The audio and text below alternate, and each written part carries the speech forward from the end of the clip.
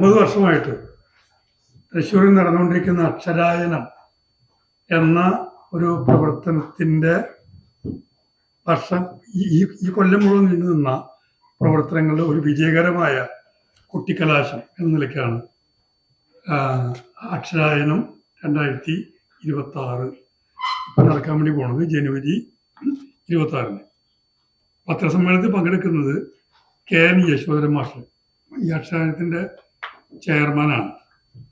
പിന്നെ doctor Benny Jacob, Benny മാഷ് ഇതിൻ്റെ ജനറൽ കൺവീനറാണ്. പിന്നെ സരോജിനി ടീച്ചർ, പഴയ DO ആണ്.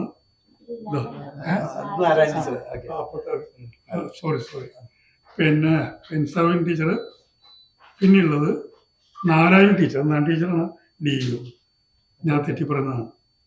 പിന്നെ വി ശ്രീബ, ജയ സുരേഷ് എല്ലാം സദസ്സിലുണ്ട്. അപ്പൊ ഇതിന്റെ നമ്മൾ കഴിഞ്ഞ വർഷം ഇങ്ങനെ പത്രസമ്മേളനം നടക്കേണ്ടായി. ഇത് ഒരു കൊല്ലം നീണ്ടു നിൽക്കുന്ന പുസ്തകങ്ങളെ കേന്ദ്രമാക്കിയുള്ള പ്രവർത്തനങ്ങളാണ്. 9 വർഷം മുമ്പ് ലൈബ്രറി കൗൺസിൽ പ്രവർത്തകര്, അതുപോലെ തന്നെ അധ്യാപകര്, പൊതുപ്രവർത്തകര്, അവരെല്ലാവരും കൂടി ചേർന്നൊരു കൂട്ടായ്മയിൽ തദ്ദേശ സ്വയംഭരണ സ്ഥാപനങ്ങളുടെ സഹകരണത്തോടു കൂടി തുടങ്ങി വെച്ചൊരു പ്രവർത്തനമാണ്. പിന്നെ സ്വതന്ത്രമായി ഈ ആൾക്കാർ തന്നെ ഏറ്റെടുക്കുകയും ഈ പ്രവർത്തനങ്ങൾ മുന്നോട്ട് കൊണ്ടുപോവുകയാണ് ചെയ്യുന്നത്. വായനയെ കേന്ദ്രമാക്കിക്കൊണ്ടുള്ള വിവിധങ്ങളായ പ്രവർത്തനങ്ങൾ മാത്രമല്ല, നമ്മുടെ ജീവിതത്തിൽ വളരെ അത്യാവശ്യമായിട്ടുള്ള, പൊതുമണ്ഡലത്തിൽ സമൂഹത്തിന് അത്യാവശ്യമായിട്ടുള്ള കുറേ മേഖലകളിലും മികച്ച തോതിലുള്ള പ്രവർത്തനങ്ങൾ നടത്തുന്നുണ്ട്. ഇപ്പൊ കൃഷിയുടെ ഒരു ഗ്രൂപ്പുണ്ട്. കൃഷിയാണ് ആ ഗ്രൂപ്പിന്റെ പ്രവർത്തനം. PSC ട്രെയിനിങ്, കോച്ചിങ് ക്യാമ്പുകൾ, ഇംഗ്ലീഷ് പഠിക്കുന്നവർക്ക് ഇംഗ്ലീഷ് പഠന ഗ്രൂപ്പ്, ഇങ്ങനെ വിവിധങ്ങളായ ചിത്രകലാ ഗ്രൂപ്പ്, പാട്ടുകാരുടെ സംഗീത ഗ്രൂപ്പ്, ഇങ്ങനെയുള്ള വ്യത്യസ്തങ്ങളായ പ്രവർത്തനങ്ങൾ, വായനാധിഷ്ഠിതമായ ഏതാണ്ട് മത്സര സ്വഭാവത്തിലുള്ള പ്രവർത്തനങ്ങൾ, ഈ കാര്യങ്ങളെല്ലാം നടക്കുന്നു. എല്ലാ മാസത്തിലും പുസ്തകങ്ങളുടെ വായനയും പുസ്തകങ്ങളുമായി ബന്ധപ്പെട്ട ചർച്ചകളും വളരെ വിപുലമായി നടക്കുന്നു. ഇതിന്റെ തൃശ്ശൂരിലാണ് ഈ പ്രവർത്തനം പ്രാഥമികമായി തുടങ്ങി വെച്ചെങ്കിലും തൃശ്ശൂരിൽ നിന്ന് കടന്ന്, കേരളം കടന്ന്, ഇന്ത്യ കടന്ന് ഏതാണ്ട് ലോകം മുഴുവൻ പരന്നു കിടക്കുന്ന വിധത്തിൽ സാർവദേശീയമായൊരു സംഘടനാ സംവിധാനം ഇതിന് വരുന്നുണ്ട്. ഈ അക്ഷരായനത്തിന്റെ പ്രവർത്തനം ആരംഭിക്കുമ്പോൾ ലോകത്തെമ്പാടുമുള്ള വായനക്കാർ ഈ ഒരു പ്രവർത്തനത്തിൽ പങ്കാളിയാകും എന്നുള്ളതാണ്. പ്രവാസികളായിട്ട് പല ആൾക്കാരും വീട്ടിലേക്ക് വരുന്നത് ഈ അക്ഷരായനത്തിന്റെ തീയതിയുമായി ബന്ധപ്പെട്ട് ക്രമീകരിക്കുന്നു എന്നുള്ളത് എത്രമേൽ വിലപ്പെട്ടതായിട്ടാണ് പ്രവർത്തനങ്ങളെ എല്ലാവരും കാണുന്നത് എന്ന് സൂചിപ്പിക്കുന്നു. ഏതാണ്ട് 5 ലക്ഷം രൂപ ചെലവ് വരുന്ന പ്രവർത്തനങ്ങളാണ് നടക്കുന്നത്. ആ പൈസ മുഴുവനും ഒരാളുടെ കയ്യിൽ നിന്നും പരസ്യമായിട്ടോ സ്പോൺസറിങ്ങായിട്ടോ വാങ്ങാതെ ഏതാണ്ട് ഈ പ്രവർത്തകർ തന്നെ കയ്യിൽ നിന്ന് എടുക്കുകയോ ഏറ്റവും അടുത്ത സുഹൃത്തുക്കളിൽ നിന്ന് സ്നേഹപൂർവ്വം സ്വീകരിക്കുകയോ ചെയ്തുകൊണ്ടാണ് ചെയ്യുന്നത്. അപ്പൊ അങ്ങനെ എല്ലാ നിലയിലും വ്യത്യസ്തമായ ഒരു പ്രവർത്തന സംവിധാനമാണ് ഈ അക്ഷരായനം കൂട്ടായ്മയ്ക്കുള്ളത്. ഇപ്പൊ 26-ന് ആണ് ഇത്തവണത്തെ വാർഷികം. എല്ലാ വർഷവും നമ്മുടെ വിവേകാനന്ദ സ്കൂളിലാണ് നടക്കുന്നത്. ആ വാർഷികവുമായി ബന്ധപ്പെട്ടുള്ള പ്രവർത്തനങ്ങൾ അക്ഷരായനത്തിന്റെ ചെയർമാനും ജനക്രമേനും മറ്റുള്ളവരും വിശദീകരിക്കും എന്നുള്ളതുകൊണ്ട് അത്രയാണ് എനിക്ക് പറയാനുള്ളത്. പ്രിയമുള്ള എല്ലാവർക്കും നമസ്കാരം. രാവിലെ സാറ് മിക്കവാറും എല്ലാ കാര്യങ്ങളും പറഞ്ഞു. ഒപ്പം തന്നെ അതിൻ്റെ എല്ലാ ഡീറ്റെയിൽസും ഞങ്ങളൊരു നോട്ടീസിൻ്റെ കൂടെ തന്നിട്ടുണ്ട്. മുൻ വർഷങ്ങളിലും നിങ്ങളുടെ എല്ലാ നല്ല സഹകരണത്തിലാണ് ഞങ്ങൾ ഇത് നടത്തിയിട്ടുള്ളത്. എടുത്ത് ചിന്തിക്കേണ്ട ഒരു കാര്യം, വലിയ രാഷ്ട്രീയ പ്രാധാന്യവും ഒന്നുമില്ലാത്ത പ്രസ്ഥാനങ്ങൾക്ക് വലിയ പിന്തുണ കിട്ടാത്ത ഒരു സാമൂഹ്യ സാഹചര്യമാണെന്ന് മാധ്യമരംഗത്തുള്ള എല്ലാവർക്കും അറിയാം. ഇപ്പം എല്ലാം അതിന് പറ്റിയ ഇമേജ് കിട്ടുന്ന, പ്രശസ്തി കിട്ടുന്ന ഒക്കെ ഇടങ്ങളിലാണ് ആളുകൾ കൂടുന്നതും. അതുപോലെ മാധ്യമ ശ്രദ്ധ കിട്ടുന്ന വാർത്തകളിലൂടെയാണ് സഞ്ചാരവും. ഞങ്ങളിതൊന്നുമല്ല. ഈ സാഹചര്യത്തിലും വായനയെ സ്നേഹിക്കുന്ന വലിയൊരു കൂട്ടം 10-12,000 അംഗങ്ങൾ, 1-2 അല്ല, 12,000-ലധികം അംഗങ്ങൾ ഉള്ള ഒരു ആഗോള പ്രസ്ഥാനം തന്നെയാണിത്. ഇപ്പം കൂടാൻ പോകുന്ന 1,000-ഓളം പേര് ഇവിടെ ജനുവരി 26-ന് SDV ഹയർ സെക്കൻഡറി സ്കൂളിൽ കൂടുകയാണ്. തികച്ചും സന്നദ്ധ പ്രവർത്തനമാണ്. ഔപചാരികമായിട്ട് ഒരിടത്തു നിന്നും സാമ്പത്തിക കളക്ഷനൊന്നും ഇല്ല. ഞങ്ങളുടെ പോക്കറ്റിൽ ഒരു 100 പ്രവർത്തകരുണ്ട്. ഞങ്ങൾ ആ പ്രധാന പ്രവർത്തകരെല്ലാം പോക്കറ്റിൽ നിന്ന് പൈസ എടുത്തിട്ടാണ് ചെയ്യുന്നത്.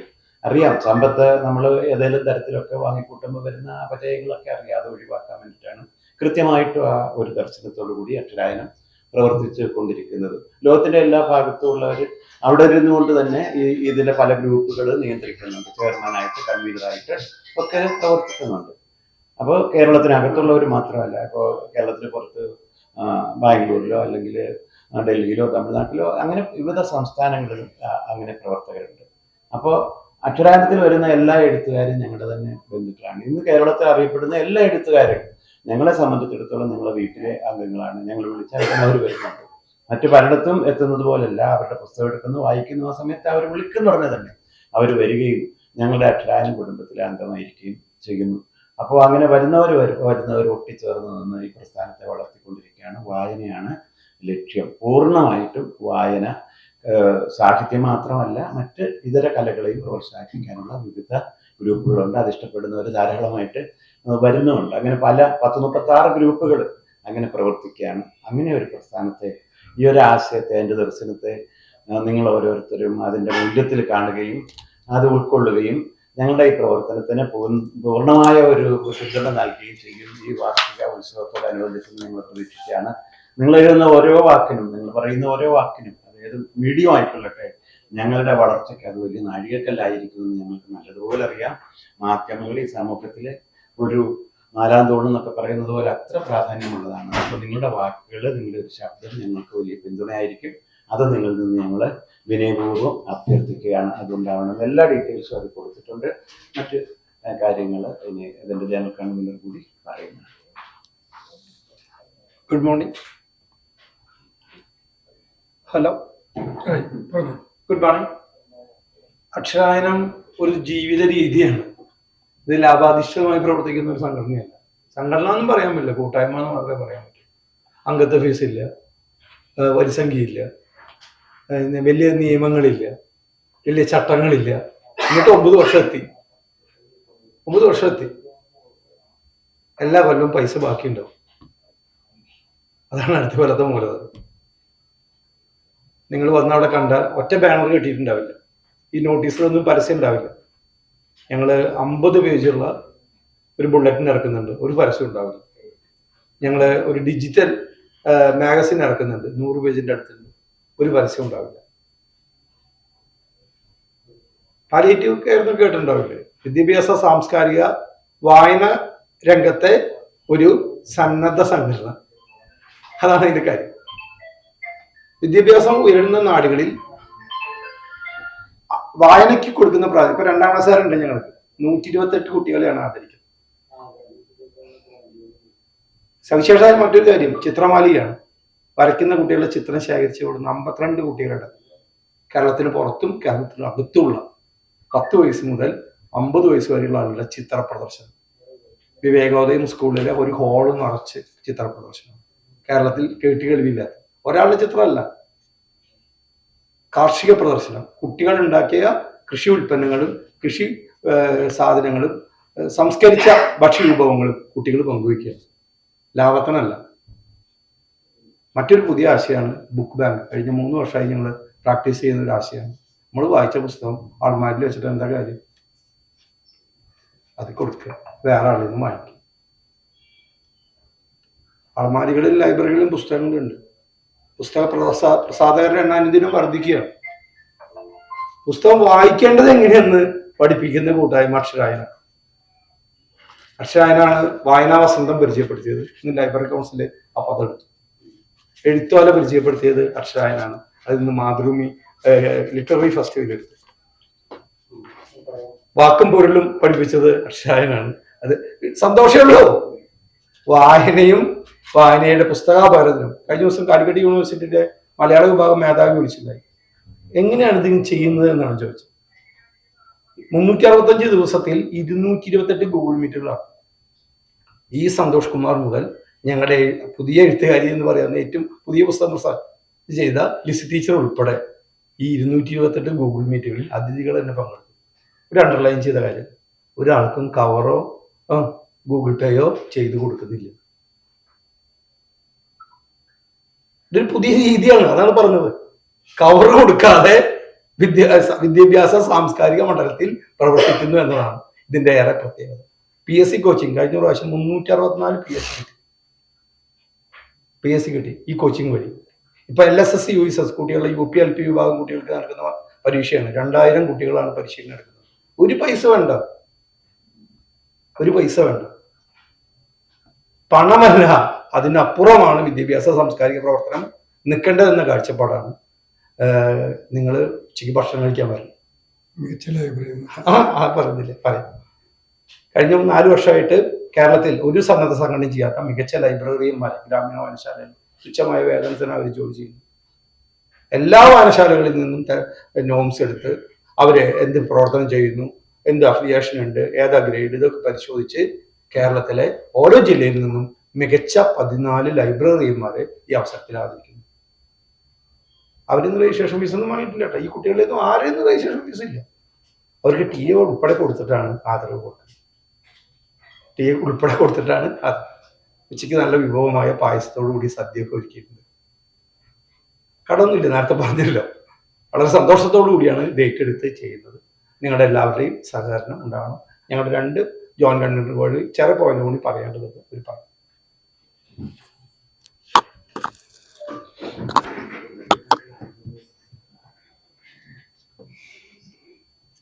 സമൂഹത്തിലെ നമ്മുടെ അധ്യാപകരെയും അതുപോലെ തന്നെ നമ്മുടെ വിദ്യാർത്ഥികളെയും സമൂഹത്തിന്റെ നാനാതുറയിലുള്ളവരെയും വായനയിലേക്ക് എത്തിക്കുക എന്നൊരു ലക്ഷ്യത്തോടു കൂടിയിട്ടാണ് നമ്മൾ അക്ഷരായനം തുടങ്ങിയിട്ടുള്ളത്.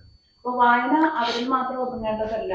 നമ്മുടെ ഗ്രാമാന്തരങ്ങളിൽ എല്ലായിടത്തും അത് നിറയേണ്ടതാണ് എന്നുള്ള ലക്ഷ്യം മുൻനിർത്തിക്കൊണ്ട് തന്നെ ഗ്രാമീണ വായനശാലകളെ ശാക്തീകരിക്കുക എന്ന ലക്ഷ്യം കൂടി അക്ഷരായനത്തിനുണ്ട്.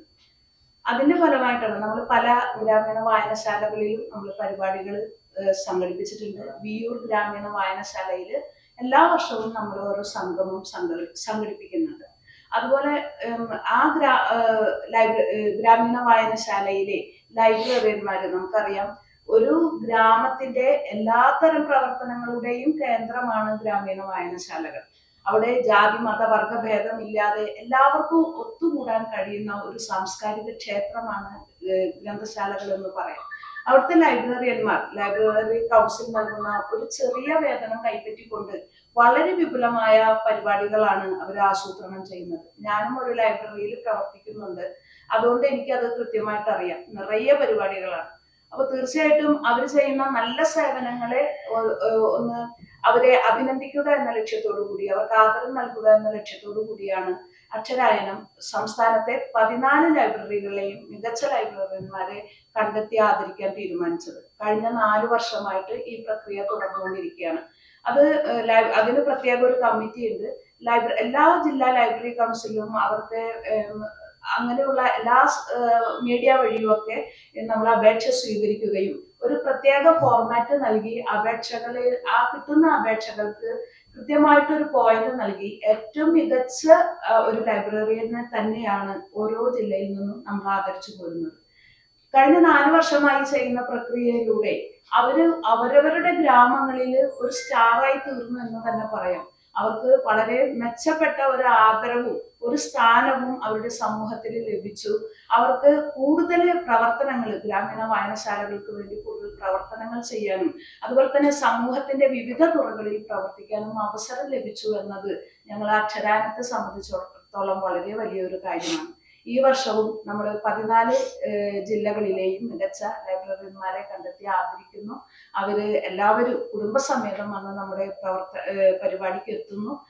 അവിടെ മാഷ് പറഞ്ഞ പോലെ തന്നെ നമ്മൾ ആദരിക്കുന്നതോടൊപ്പം അവർക്ക് വരുന്നതിനുള്ള ഒരു ടിയെയും കൂടി കൊടുത്തിട്ടാണ് നമ്മൾ അവരെ ആദരിക്കുന്നത്. ലൈബ്രറിയന്മാരുടെ പേരുകൾ നമ്മുടെ തന്ന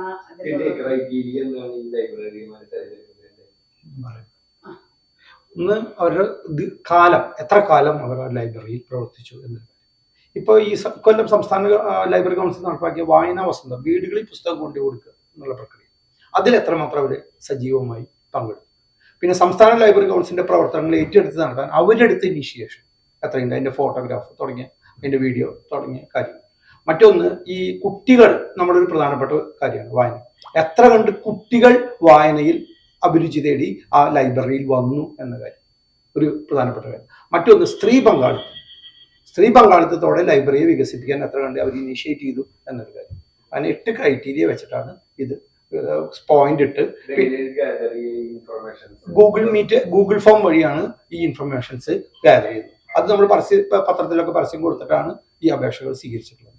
ഇപ്പോൾ ഞങ്ങളോട് സീസണിൽ സെക്രട്ടറിമാർ തന്നെ ലൈബ്രറി കൗൺസിലിന്റെ ജില്ലാ സെക്രട്ടറിമാർ തന്നെ ചോദിക്കാറുണ്ട്, ഈ സീസൺ ആയി കഴിഞ്ഞാൽ ഇക്കൊല്ലത്തെ ആയോ എന്ന് ചോദിക്കാറുണ്ട്. ഇത് സംസ്ഥാന തലത്തിൽ വേറെ ആരും തന്നെ ചെയ്യാത്തൊരു പ്രവർത്തനവുമാണ്. ഇന്ന് അവരൊരു പരാതി ഇതുമായി ബന്ധപ്പെട്ട് ഉണ്ടായിട്ടുണ്ട്.